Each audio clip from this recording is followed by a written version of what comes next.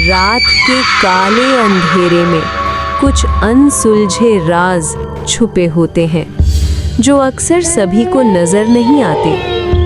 ये कहानी है एक लड़की रिया की, जो हाल ही में अपने माता पिता के साथ एक पुराने घर में शिफ्ट हुई थी।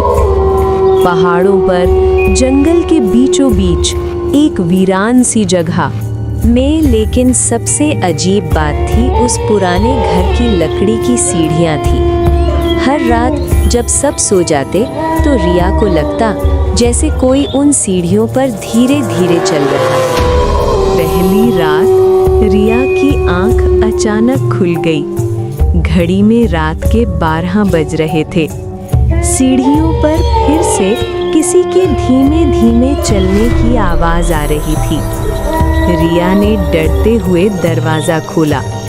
बाहर कोई नहीं था, लेकिन सीढ़ियों पर किसी के गीले पैरों के निशान थे जो सीधे उसके कमरे तक आ रहे थे। अगले दिन रिया गांव में गई और वहां एक बूढ़े आदमी से उस घर के बारे में पूछताछ करने लगी। बाबा, क्या आप इस घर के बारे में कुछ जानते हैं? बेटिया, ये घर पहले गांव के जमींदार का था। उसकी बेटी की मौत रात के 12 बजे उन्हीं सीढ़ियों से गिरने के कारण हुई थी। कहते हैं वो हर रात लौटती है, ठीक उसी वक्त रात 12 बजे उन्हीं सीढ़ियों से। रिया ने सच जानने के लिए कमरे में कैमरा लगाया। ठीक रात 12 बजे फिर वही आवाज आई और फिर एक लड़की की धीमी सिसकी सुनाई दी। मम्मी, मुझे बचा लो, मैं नीचे गिर गई थी। रिया बाहर भागी, लेकिन वहां कोई नहीं था।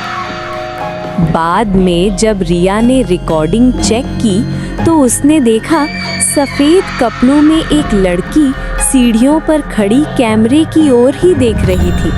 कुछ दिनों बाद रिया और उसका परिवार वो घर छोड़कर चले गए, लेकिन जाते जाते रिया ने आखिरी बार जब वो पीछे मुड़कर देखा तो उसे कपड़े की खिड़की में एक लड़की दिखाई दी जो उसे ही देख रही थी और धीरे धीरे हाथ हिला रही थी।